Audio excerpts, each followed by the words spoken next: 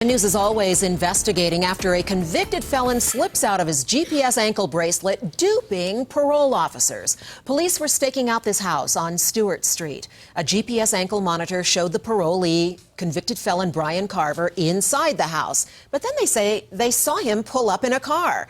Here's what police say they found inside the home: a stockpile of firearms, including 3 AK-47s, a large amount of ammunition, and drugs.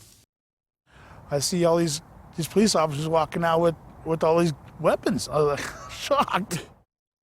It turns out the parolee convinced BI Incorporated, the company that monitors tracking devices, to mount his bracelet loosely because he worked construction. He allegedly slipped it off and put it on his dog so he could come and go freely. Now, we contacted the company, but the manager already was out of the office for the night.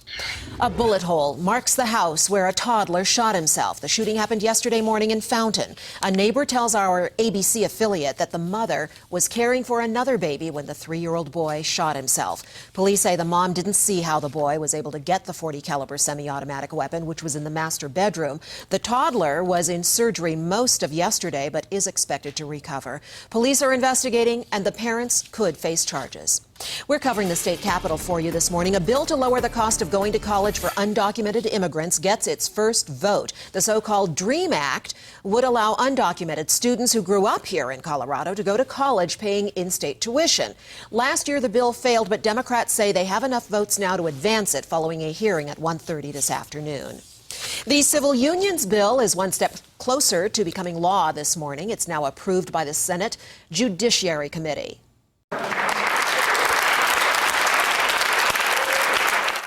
A small round of applause as the committee approved it last night. At one point, there was an attempt to add an amendment, which religious leaders call a conscience clause. This would have allowed organizations to selectively opt out if a particular policy, like an adoption, is against their beliefs, but that effort failed.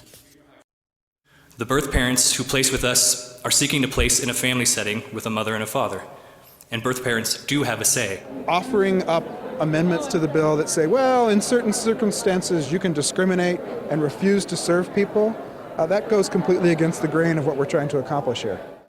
The bill moves next to the Senate Appropriations Committee. It's still not clear when that vote will happen. Amendments can still be added as the bill moves forward. We'll keep an eye on it for you. Let's see the numbers on Wall Street right now. The Dow is up 49 points. NASDAQ is down 15. S&P 500 is up 1 point and a fraction. New at 11, President Obama is expected to nominate this woman, former federal prosecutor Mary Jo White, to head the Securities and Exchange Commission. A formal announcement is expected later this afternoon. White is best known for her 9 years as chief federal prosecutor for the Southern District of New York, which includes Wall Street. She built a reputation as a tough prosecutor, taking on complicated financial fraud, terrorism, and organized crime. The number of Americans applying for unemployment benefits is at its lowest level in 5 years. It's seen as evidence that employers are eliminating fewer jobs and that they may step up hiring. Things are about to change for seniors who are still getting a paper Social Security check. Starting in March, almost everyone will have to sign up for a direct deposit or a direct express debit card.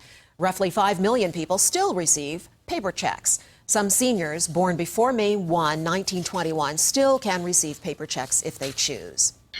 We are expecting to learn more about the government's investigation into the 787 Dreamliner within a few hours. The NTSB has been examining a battery that caught fire, and we will get an update for you on the investigation at 12:30.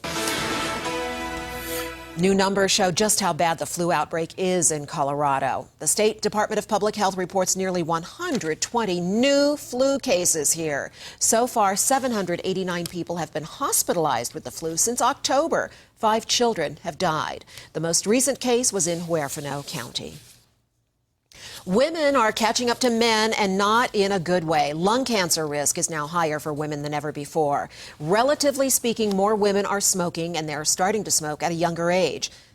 Lung cancer deaths leveled off for men in the 1980s, but they are still rising for women. It was quite a mess on I-225 during this morning's rush hour. Count your blessings if you missed this. Several cars collided near Parker Road. We counted up to 4 cars with serious damage from air tracker. Several lanes were closed until 9 o'clock this morning. We have no word on any injuries. Military women soon will be moving to the front lines. In just minutes, we are expecting to learn more about the Pentagon's decision to remove the military ban on women serving in combat. Here's a live picture inside the Pentagon briefing room for you. We hope to hear from the Secretary of Defense and the Chairman of the Joint Chiefs of Staff next.